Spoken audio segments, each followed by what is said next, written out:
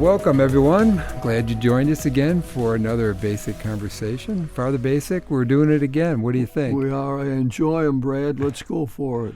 So this season 3, we are focusing on theologians that you've selected that have made a significant impact in the Catholic Church, society, and even for you personally. And for this third episode of this season, we're talking about Martin Buber.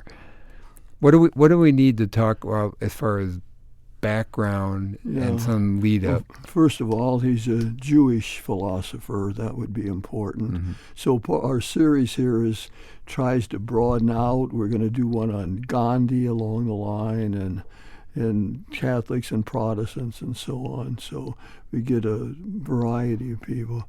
But Martin Buber is extremely important figure in the whole religious theological world, and mostly for his work on what we call encouraging the life of dialogue.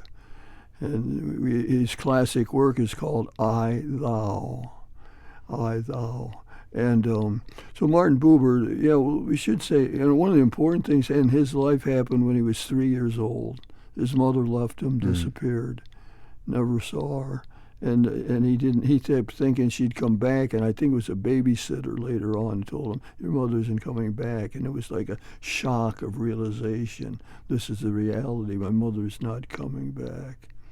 I think another important relationship for him was his wife Paula. She was a Catholic, and she converted to Judaism and lived out the Jewish faith, and was a great support. She was a brilliant woman herself, and was a great support to Martin Buber. She died in 1965 to sort of locate him historically. Very connected in with what we call the Zionist movement. So at the turn of the century, there was all kind of talk about restoring a land for Judaism, so the Jews would have their own country, their own place. And it was called the Zionist movement. And Martin Buber saw it as more like a religious, cultural thing. Interestingly enough, he was in favor of a one-state solution where Jews and Arabs would live closely together and could interact and live harmoniously and so on. So, and one of the other important things, he translated the Jewish Bible into German, one of his lifelong works. And he was involved with a lot of different people. He dialogued with Albert Einstein and great people and of his own time. I don't know if that gives enough feel for it or not, but what did he mean about life of dialogue? What would that look like? Yeah, that's a really good question. Yeah. Well, first of all, let's say it would be an antidote to something we see in today's world, which is depersonalization. Of taking the person out of the equation, people being treated like cogs in a machine, or people being manipulated and controlled. The sex trafficking today would be a good example. The other way I think we see a lot of depersonalization today is through the phone. In other words, instead of interacting personally, face-to-face, we often interact, especially young people today, through the phone. In other words, I remember asking a young man to apologize to one of our staff members at Corpus Christi, a student who had offended her. And he assured me he would, and so I found he texted her. Bad. It just floored me. He texted her an apology, and I remember just being like unbelieving. How could it? But I mean, all young people tell me that texting is safer, and you can check things out. It's also more dangerous because people will text bullying messages, for example. They would never do it face to face. I remember one theologian was being criticized, and he challenged the guy. He says, well, it could be a lot worse. if I did it by over the internet. So anyway, it's depersonalization. And I'm thinking, Brad, artificial intelligence, what's that going to mean in terms of personal relationships? So depersonalization is a problem, and I could easily say a growing problem with artificial intelligence. And so I'd like to raise up Martin Buber as saying, no, there's another way to interact. So you're onto it. We got to talk about what does a life of dialogue look like. And it involves, obviously, a more connected approach with everyone, whether it be family, friends, neighbors, yes, the wait staff at a restaurant.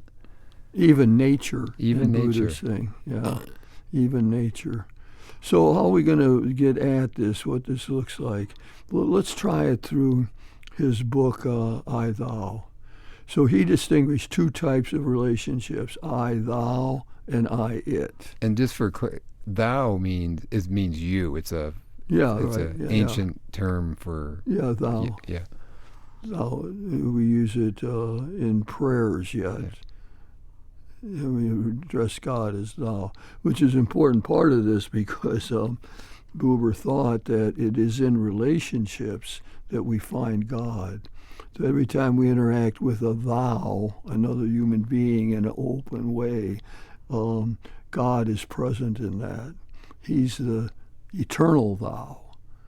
So this language is complete. In life of dialogue, you want to know, well, who is God in a life of dialogue? It's God is the great thou, the whole completely present one, the eternal thou, and we find it in our personal relationships. So when we're on relationships, I think it's important to note that Martin Buber had a strong attachment to Jesus. He called Jesus his brother in faith.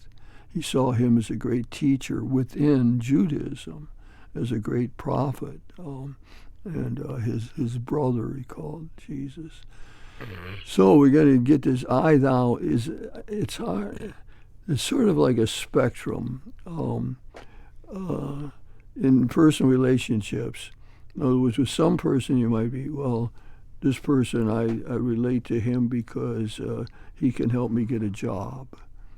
And so I'm nice to him and cultivate him, and all for the purpose of winning him over. So he will put in a good recommendation for my job. That's using a person. That's an I-it relationship. In an I-thou relationship, which is the other extreme of how we interact in a relationship, in the I-thou, I'm completely present to the other person. I put aside my own needs. I'm aware of what's going on. I'm crawling behind the eyes of the other person. Very present. Yeah, so I can see the other person as they experience life. Yeah, presence is a great word in talking about it. It's to be totally present. It's to be open to what's going on. It's to be able to put aside one's own needs in order to listen to the others. In the conversation, instead of saying, I know what I'm going to tell her after she stops talking for a while. Instead of that, of trying to listen to what she's saying and not planning my next brilliant insight or my next brilliant response to what she's saying. So I give you, honey, I give you your chance now. I will try to be present to you. And so at its extreme, we put aside ourselves. We overcome selfishness. We enter into the other person's world. We are a good listener. And that's hard to do, and we almost never do it perfectly. Buber has an interesting story about a young man who came to see him, and Buber had just come off of what I presume was a strong mystical experience, and he was taken with that, and he was in touch with the eternal thou, and so on. So the young man comes to him, and if you were an observer, you'd say, wow, Buber's really present to him. He's listening, and he's not interrupting, and he's giving the guy a chance, and say. But Buber's interpretation was, I failed in that. As an observer would say, well, you were really great listener. No, I wasn't completely present. I didn't sense that this young man was making a life decision. The young man was going off to World War I and died in World War I. Anyway, Buber raises that himself to show how he himself was not present. And he sort of was an experience in his own life where he said, I got to do better at this. I got to be more involved. So the I thou, you can't live there all the time. I mean, we move, as I say, it seems to me it's like sometimes I'm more present than others, right? You know that. Sometimes you're listening and sometimes you're half listening, sort of listening, pretending to listen, and so on. And there's other times when you're empathetic, when you can feel the other's pain or rejoice in the other person's great accomplishment, and it thrills you as much as it does that person that's telling you about it. So the I-it, we're going to live with I-it most of the time, but even that we can temper. See, Buber had a good sense of what we in the Catholic tradition call original sin. That is, there's a dark side to us. And then that dark side, our selfishness takes over, or our neediness, our need takes over. And instead of confirming the other, we are expressing our own needs. I use that word confirm. Let me go back. I like that word because that's an interesting... That's a term that he used, right? Yeah, confirming others. Yeah, there was a famous dialogue in 1956 up in Ann Arbor between Carl Rogers, great psychotherapist, and Martin Buber. And Carl Rogers' big thing in all human relationship was to accept the other. Unconditionally. Yeah, you accept the other person. You don't try to change him or anything else. You accept. That's his big word. And Buber said, well, I think there's something deeper than that. Not just to accept other people, but to confirm them. And what he meant was, if you truly love somebody, really care for them, you see their potential. You see what they could become. You can see what God has given them, gifts that they could develop and so on. And so that would be confirming. And so he would say in all our relationships, we ought to be aware of the other's capabilities, the other's potential. Like, what could she be? I remember a guy did a marriage encounter. That's when husbands and wives go off for a weekend and they write each other notes about things and so on. And going into it, he said about his wife, I can read her like a book. And coming out, he told me, he says, she's newly surprising to me. How's that? She's now newly surprising to me. There's aspects of her, I've lived with her for 23 years, and I never knew this. I never appreciated it. She has this side. She was a secret baseball fan. No, there was something about her that he didn't see. So I love that phrase, she's newly surprising to me, which could happen in all of our relationships. So confirming others. That's a powerful, powerful statement. One of the things he also talked about was just finding joy in everyday existence. Yeah. Right? The everyday, mundane. Right. And part of that is just being alert to those things in other people. But the nature part, how do we what's the relationship part with nature that he advocated? It's appreciating nature. It's you can have an I-thou relationship with a tree, which is sort of a way of talking about making fun of Buber in a way. You have an I-thou, but that is what we're trying to do, learn to appreciate nature. I remember seeing the movie The March of the Penguins. I don't know if other people saw that movie or not, but it opened up. I mean, how those penguins, reproduce and how they support one another and how they protect themselves. And they take turns being on the outer rim of the circle, March of the Penguins. So I think a lot of that is, that's not his strong suit, but it's certainly part of what he is about. Part of it. I was thinking the other thing that he warns us against is stereotyping others. Don't box people in. Mm. There's a lot of emphasis these days in religious areas on the Myers-Briggs, or different typologies. When you say, well, so-and-so is a EFPN or something, or all the letters and so on. And, I mean, I know that people use that effectively in their ministry to understand the people they were dealing with. Are they introverts? Are they extroverts? A lot of that's based on a typology from Carl Jung, the psychotherapist.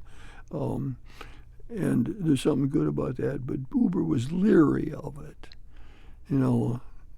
Just because you say this person's an introvert, maybe you're not letting them be their extrovert self in other situations. So it's a warning, I think, worth thinking about.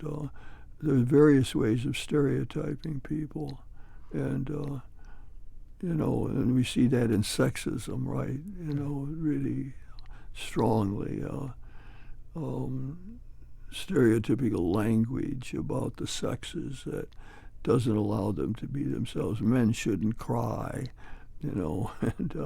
but we have to allow for us men to express our emotional life and to be sad or to be upset and to be angry and so on. Avoid stereotyping. Buber also had some context about married life. Yeah, tell me what you thought about some of that. It was really that freeing aspect with your spouse, not trying to control and just allowing them to confirm your spouse. But what I also found interesting was his belief and statement that the romantic feelings, love endures. Yeah. There's an enduring aspect of love that outlasts the romantic feelings. Yeah. And that's where the depth comes in. Mm-hmm. Did that ring true to you? Yes. As a married man. As a married man. How many years you been married? We've been married 35 years. Yeah. I think you were there at that I event was. on April 16th, 1988. That's you right. played a big role. Yes. I presided You at presided. that wonderful wedding with Laura. Yeah. I think the other part too is he in the realm of sexuality, he suggested that, I'll just take it from the male standpoint, that we as males should envision the sexual encounter from the vantage point of your wife. Yeah. Now there's that took it to a different level than that it should be mutual, right? Yeah. That took it that it should be really about the other person, not about you, and that was striking to me. Yeah, I wondered how you would respond to that. Yes. Yeah, that's in a book that I wrote called Contemporary Theologians that you read, right? Yes, it was well framed. And a chapter on Martin Buber. Yep. I wondered how you thought about that. I wanted to be careful I didn't pontificate on something I know nothing about. I think it's if you had a room full of men and just put that out there, that would be a robust conversation. Yeah. Because it's, in general, sexuality has been framed more in the male standpoint, right? That's a generalization. And of course, yeah. When we're better spouses and men, it's a more mutual. Yeah. But I think it takes some work to get there if we're being real honest as men and as husbands. And so then if we're in a room of husbands, we're saying, well, how can we better be unselfish with that piece? And so you just talk about the sexuality, but then it opens up that whole other aspect that Buber talks about, of just being confirming of your Yeah. spouse and not some shaping the relationship so it better suits us. Yeah.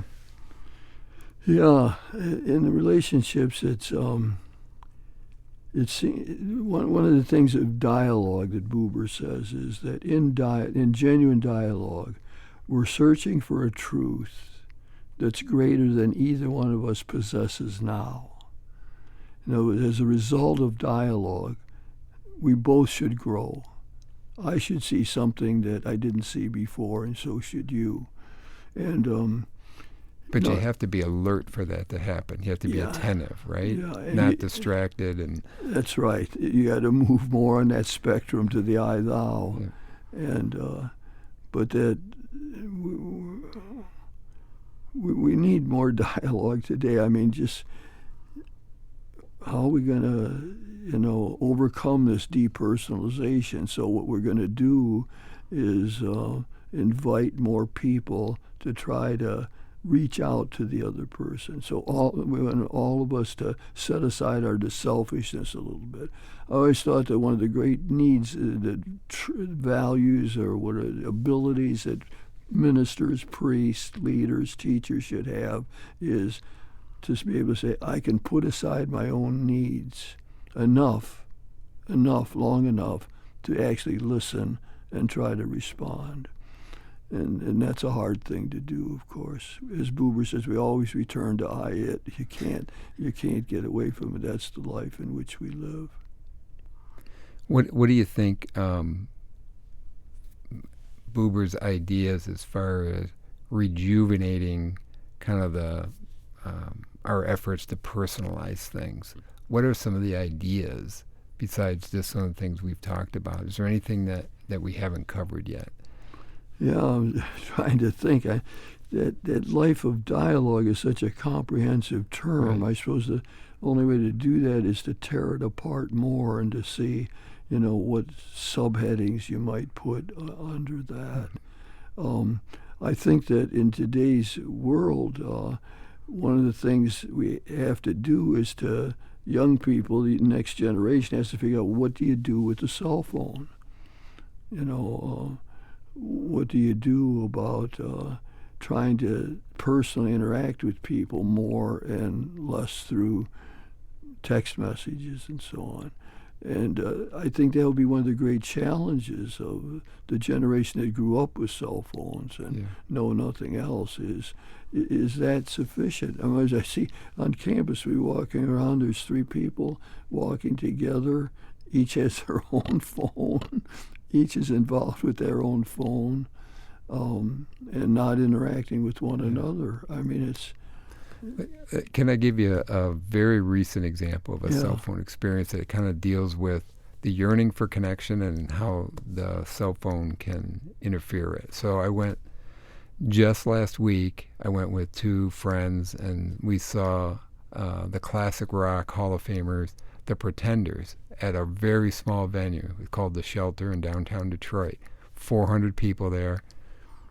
And the Pretenders have been opening for, they're doing an arena tour, but they're playing these small venues just to make connections with it's more enjoyable. So we're in there, it's no seats, everyone stands, and an hour and a half of standing, and they come on stage, everyone goes just really excited, the energy in the air. But what happens now when the performer comes on stage is everyone takes their cell phone out and takes pictures or video. So Chrissie Hynde is the lead singer for the Pretenders. And again, she's been performing for 40 years. And I could tell she was really thrown off and even upset by the cell phones being out and as they emerged. And she was waving at people and pointing at people while she was singing. And then she got done with the song. And she said, and I'm cleaning this up, basically, put your phones away and just enjoy the music. And she said, you're messing with my head. And so literally there's 400 of us. Now, fortunately, myself and my 2 colleagues, we didn't take our phones out because we were enjoying the moment. But I would say half of the people there had their phones out for that, most of that first song. and everyone put their phones away. People clapped for that kind of that coaching up and dressing down. And then about halfway through, Chrissy Hines says, I can tell some of you are sneaking pictures. That's okay. You threw me off when I first came out. It was a very authentic. Oh, man, that's a tremendous story, yeah. This is what we're dealing with in the contemporary world. Yes. So I guess Martin Buber would say, put away your phone. Put away your phone. Enjoy the moment. Enjoy the music. Enjoy the person across from you. Yeah. You know, Buber tried to make a philosophy out of all of this. I'm not sure how. But he said things like, in the beginning is relationship.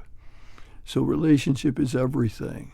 He said it's not like, here I am, this subject, and I'm going to try to figure out how to relate to other people. We are born into relationships. You know, we're present to what is going on. We have to enrich that. I want to go back to something else. He was big on what we call Hasidism. It's a mystical movement within Judaism. It goes back to the Baal Shem Tov.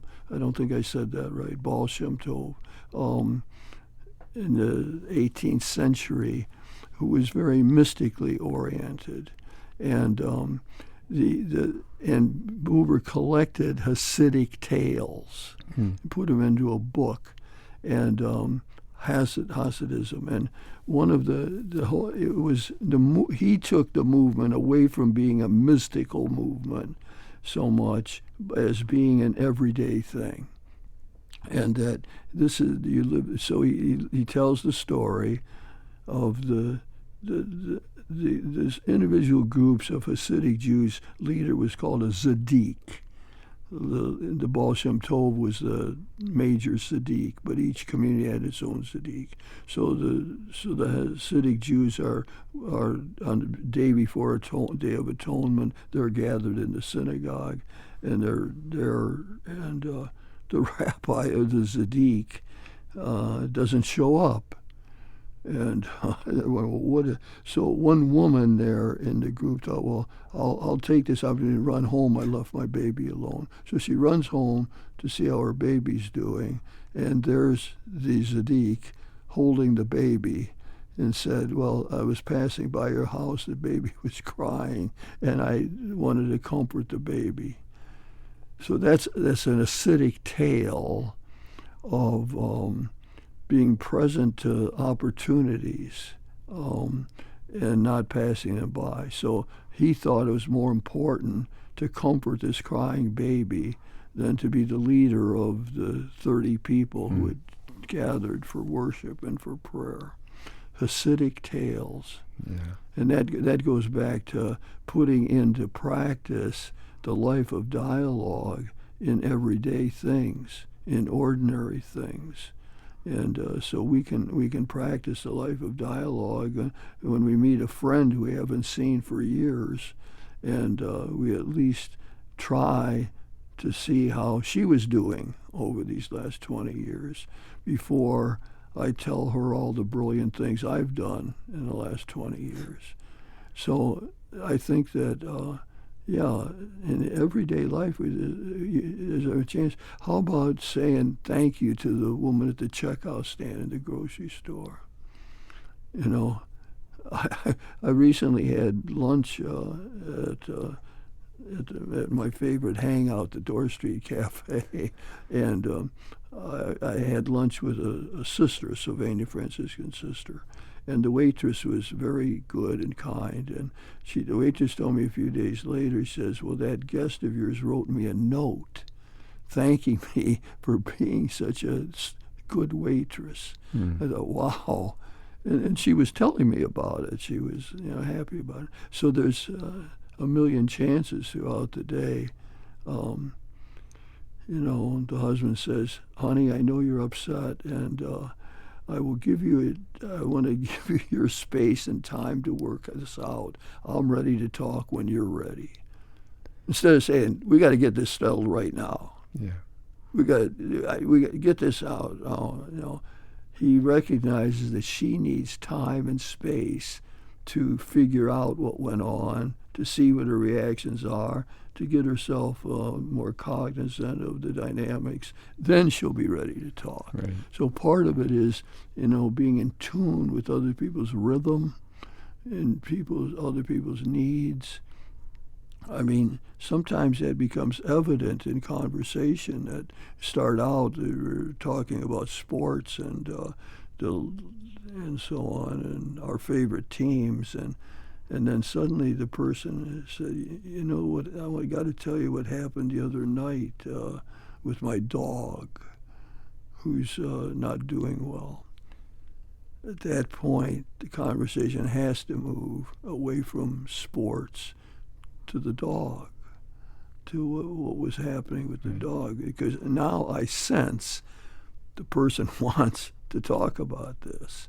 They need to talk about it. It's bothering them and so on. So the Hasidic movement for Buber attuned him to not the mystical experience, not the kind of experience he had before he talked with the young man who died in World War I, but ordinary experiences, daily experiences where we meet the other. And now to get back to that most fundamental point, so in those examples, Buber said, there's always the eternal thou there. That we don't know God directly, but how do we know God? We know directly in being attentive to this person who needs to talk about their needs right now. When I'm attentive to that, I'm encountering God. Yeah. I'm encountering the eternal thou. And this is really the only way, for Buber, that's the only way I'm going to find God, is in personal relationships and improving them, deepening them, and confirming the other. Yeah. Well, many aspects of Buber's life and theology are instructive to us, and this has been a great conversation, and thanks for highlighting some of those really powerful aspects of Martin Buber. Yeah, people might want to take up his classic work, I, Thou, and read it and see what they get out of it. It'll be a great read. Yeah. Thank you, Davey.